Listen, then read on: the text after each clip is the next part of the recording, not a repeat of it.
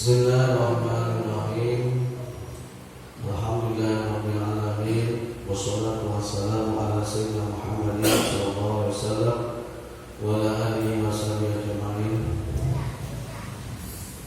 Wa furudul ghusli ay arkanuhu isnani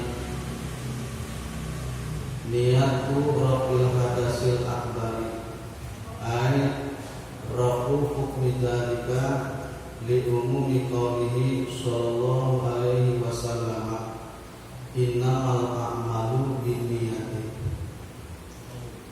wa mahalu waqti niyati awal juz'in maqsulin minal badani. Adapun kewajiban mandi hadas besar itu rukunnya ada dua. Arti kata di mana-mana kita punya hadas besar mau mandi rukunnya cuma ada dua. Satu adalah niat menghilangkan hadas besar, yaitu niat menghilangkan hukum junub. Karena keumumannya ada sabda Nabi Muhammad SAW yang sangat masyhur, sering kita mendengarkannya. Ini tertera dalam kitab hadis arba'in. Hadis pertama, innamal a'malu binniyati. Sesungguhnya yang namanya pekerjaan bisa jadi hanya dengan niat. Makanya niat menjadi pokok utama. Nah, yang menjadi pertanyaan, kapan tuh niat menghilangkan hadas besar? Prak-prakannya ketika kita mandi. Ini kita harus tahu. Jadi jangan main kejubar-kejubar aja, main guyur-guyur aja badan kita. Nah, kapan tuh niat itu kita lakukan?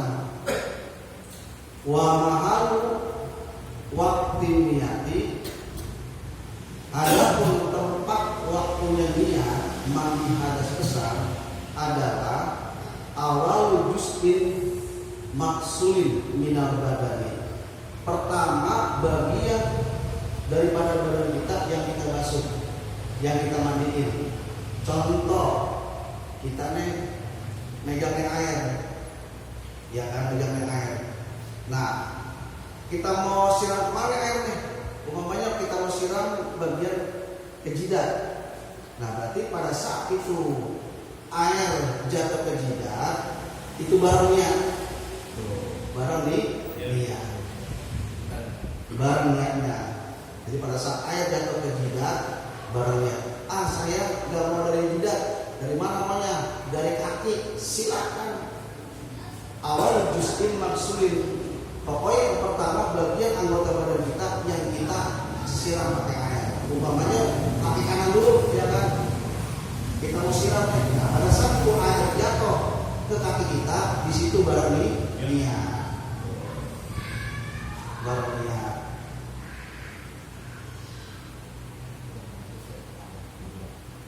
Kalau kita bicara bagusnya ada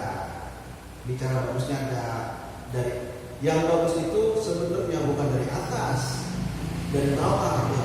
Dari bawah. Jadi antara ilmu tibiah dengan ilmu fikih itu ada korelasi, ada kerjasama.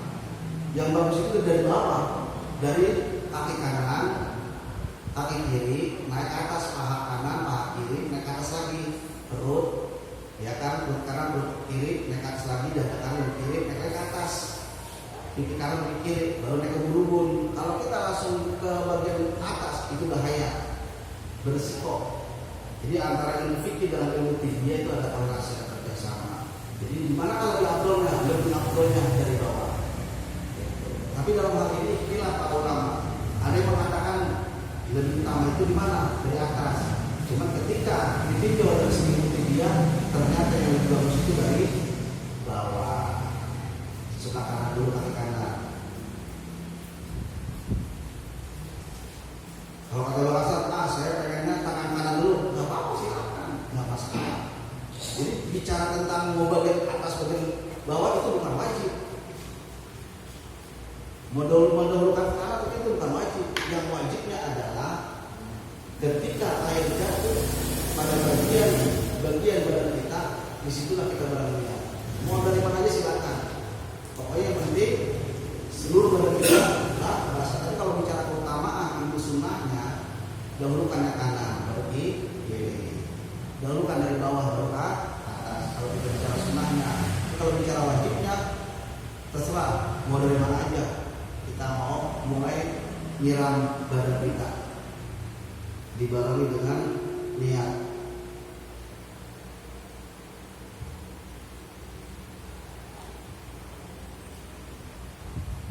Sawa'un kana tuh min alihi amin sapili, sama aja anggota bagian daripada badan kita nih, mau kita basuh dari atas monggo, mau kita basuh dari bagian bawah silakan, nggak masalah. Gitu. Ya nggak masalah, cuma tadi ilmu tibia dengan ilmu fikih ada kerjasama. Kalau kita pengen aman, ya kan, itu basuhnya banjurnya badan kita dari kaki bagian bawah. Kaki dulu naik, tangan kanan, kiri naik ke paha, kanan sama kiri naik ke atas baru. Itu ikat yang bagus.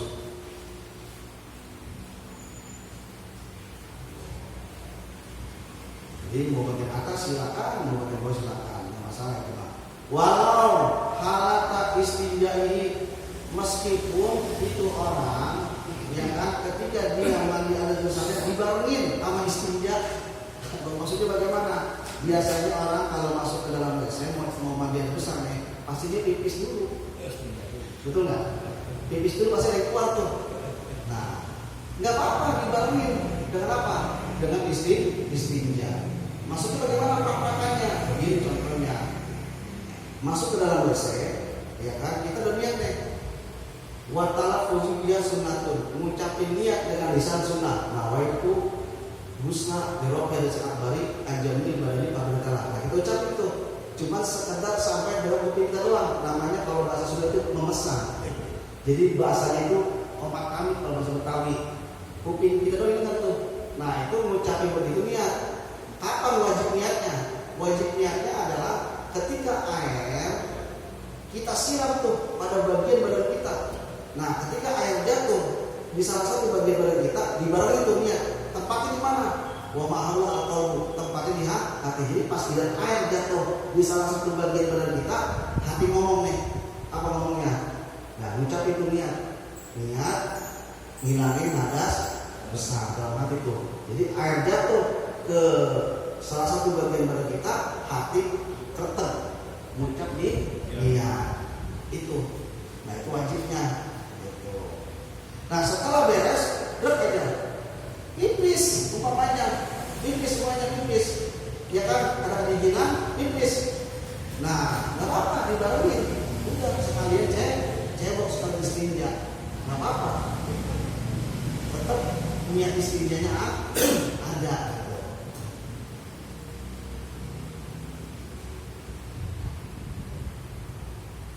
Li'anna badanahu ta'ud bil wahidin. Kenapa istilah kata waktu kita mandi hadas besar boleh dibarengi sama istinja? Ya karena badan cuma satu, itu aja. Kecuali badan terpisah gitu, nggak mungkin kan?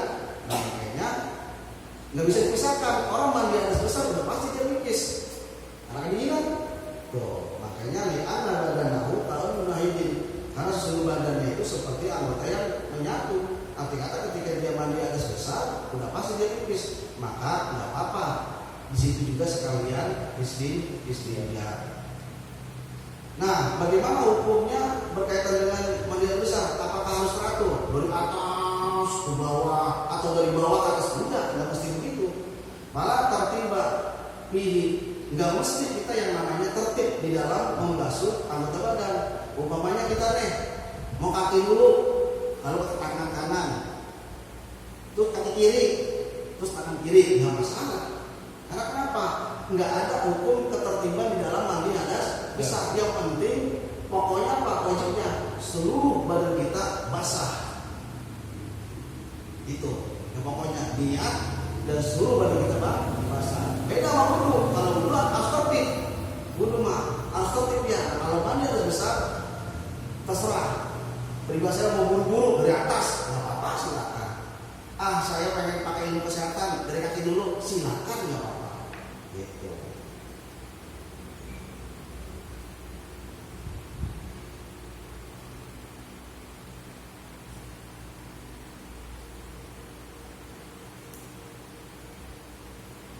Bal muqtabilu iktiranuna bi awali muslim justin makrubin. Gambarannya adalah membarengi niat dengan pertama kali membasuh bagian daripada badan yang wajib. Tuh. La mandubin, bukan bagian badan yang sunnah. Seperti mana tuh bagian badan yang sunnah? Kabar pilih pamin seperti jeroan-jeroannya mulut, wa anfir dan jeroan-jeroannya hidung. Begini maksudnya.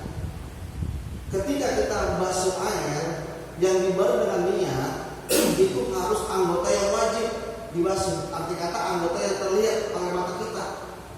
Nah kalau orang modelnya seperti begini nih, mandi ada besar yang masalahnya, ya kan? Minum air, niat, nawai bismillahirrahmanirrahim, memesan. Jadi koma kami. Nah itu kan wata'ala itu sunatun. Ngucapinnya itu sunnah. Wajibnya apa? Wajibnya adalah ketika air jatuh pada bagian anggota badan kita. Letaknya di mana niatnya? Niatnya di hati. Barang itu. Nah itu wajibnya. Nah ini makasih ternyata mas guyurnya ke mulut. Guyur ke mulut. Sambil niat dalam hati. Nah itu tidak terhitung nih niat. Nggak bisa. Atau sambil masukin air itu, sambil niat mandi adas, bisa nggak bisa? Jadi niat itu di hati ketika air bareng jatuh di bagian anggota badan kita yang terlihat, yang zohir. Itu kayak tangan, tuh kaki, perut, paha, tuh muka, ya kan, rambut, leher, pundak, ketek. Nah itu terlihat. Kalau model-model mulut itu apa? Sunnah kita basuhnya, nggak wajib. Sunnah kita basuhnya gitu. Karena ketika kita minum, dia nggak terlihat. Sama jeroan-jeroan itu juga sama. Kita masukin air ketika mandi besar itu sunnah. Yang wajibnya mananya? Yang wajibnya di mulut hidung yang keluar.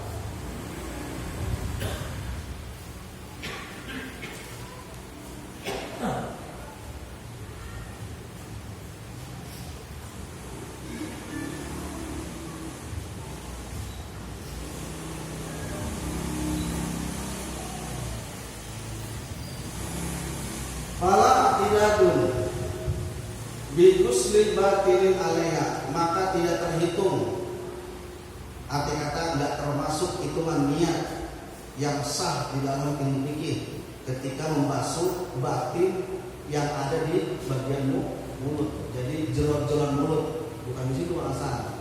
Ya, gitu. Nah kalau kita mandi atas besar, bagaimana kita membasuh mulut? Umur gitu, silakan. Itu sunnah.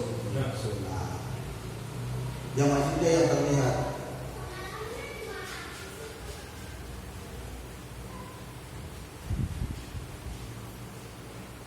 Wa yuqadu bima qaranaha wa yu'idu lil maqsudi qablaha wa la yadurru azun biha alizini ba'da iktiraniha bidzalika.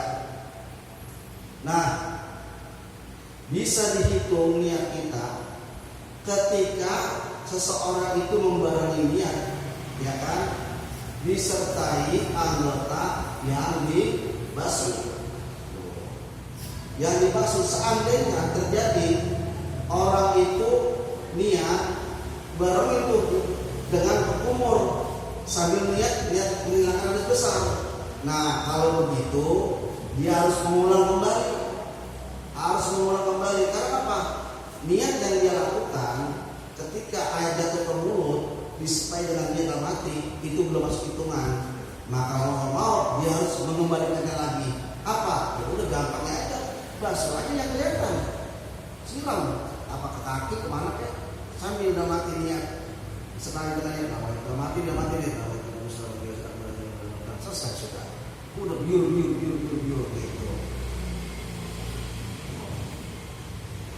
Nah, wala yaduru az-zulmiya an-zini ba'da ironiha. Enggak masalah istilah katanya kita memperlamakan niat dalam hati, ya kan? Jadi ketika kita baru niat basuh sama bagian anggota badan kita, itu niat kita masih berjalan. Begini maksudnya, pada saat itu air jatuh di bagian anggota badan kita, ya kan? Nawaitul husna, ya kan? Di hati itu ngomong tuh, di hati ngomong. Itu panggilan apa? Nawaitul husna bagian diri. Nah, setelah itu kita masih terus mengucapkan niat dalam hati, terus mengucapkan niat dalam hati, sampai ibarat kata selesai mandi, itu nggak masalah. Pernah kalau gitu? Nggak pernah. Pasti cuma sekali kan? Ya kan? Sekali itu maksudnya. Jadi ketika air jatuh ke badan kita, barang dengan hati, ya gitu kan? Selesai sudah kan? Ketika selesai, niat putus, udah kita biur aja kan? Biur. Nah, bagaimana kalau modelnya terjadi dari mulai dia jatuhnya air ke anggota badannya, di hatinya mengucapkan niat, ya kan? Tapi terus dia berlangsung. Terus hatinya ngomong, nawaitul husna.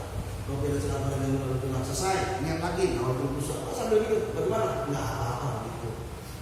Tidak apa-apa, cuma yang begitu istilah kata langkah. Yang wajibnya aja udah gitu. Sekali barang aja ya. Kalau belum terjadi nggak apa-apa. Nah, wa yustahabu istisqa buha bil qalbi ilal qilobi minal ghusli kal wudu'i.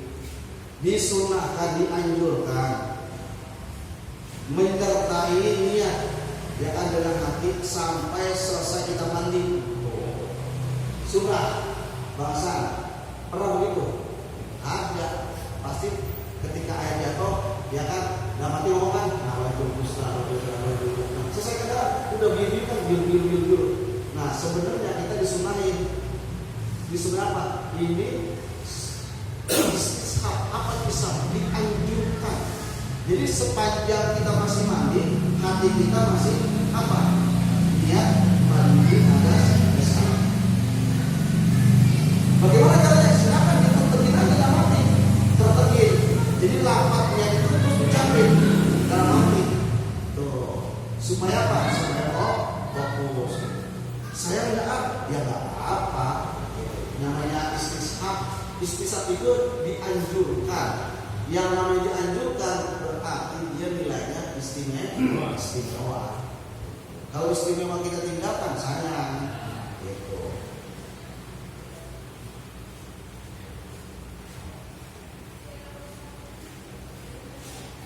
Wa nahwiha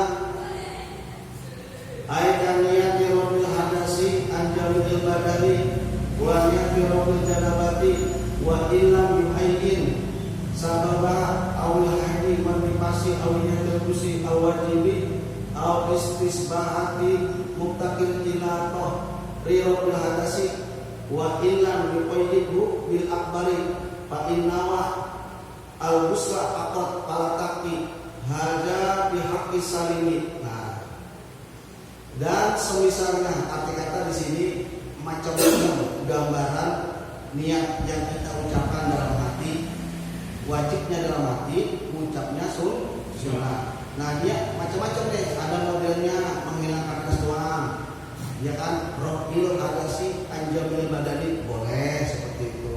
Jadi nawaitul husna di rohil hadasil akbari anjamil badani boleh seperti itu.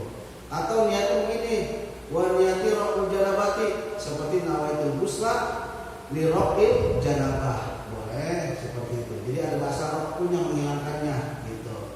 Atau modelnya dia meskipun tidak mentakin, tidak mengkhususkan mengucapkan sebabnya. Arti kata nggak nyebutin saya mandi hadas besar dengan sebab head gitu. Wajib karena Allah Ta'ala untuk menghilangkannya. Jadi nggak mesti istilah kata disebutin gara-gara head atau gara-gara nipas atau gara-gara keluar mani atau gara-gara jima, itu nggak mesti diucapin, nggak apa-apa gitu. Kalau bagaimana kalau diucapin? Silakan.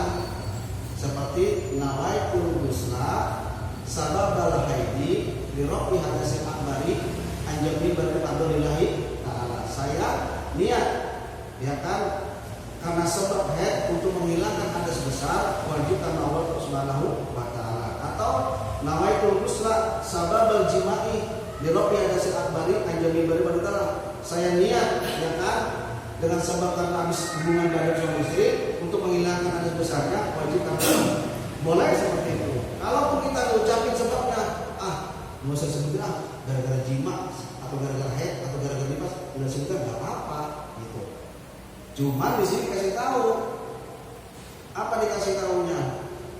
Dikasih tahunya adalah wa illam yuqayyidu bil akbari ya kan fa inna al-ghusla faqat fala takfi. Nah, saat meskipun orang itu tidak mengkaitkan dengan kalimat akbar, arti kata akbar ini nggak diucapin. Contoh, nawaitul ghusla li raf'il hadas, ya kan, raf'il hadas janabah fardhu ta'ala. Saya menghilangkan ya kan untuk menghilangkan janabah wajib karena Allah Ta'ala. Tidak diomongin akbarnya dari diomongin gitu. Itu nggak apa. Yang penting ada bahasanya janabahnya itu. Ada bahasanya janabah, cuma langka seperti itu. Kebanyakan orang pakai akbar gitu. Kalaupun ada orang ngucapin janabah dengan nawaitul ghusla li raf'i janabah fardhu ta'ala, silakan boleh itu meskipun nggak ada akbarnya. Tapi bagaimana kalau dia modelnya cuma ngucapin ini doang nawaitul ghusla selesai begitu? Itu nggak boleh. Arti kata tidak mencukupi. Kalau tidak mencukupi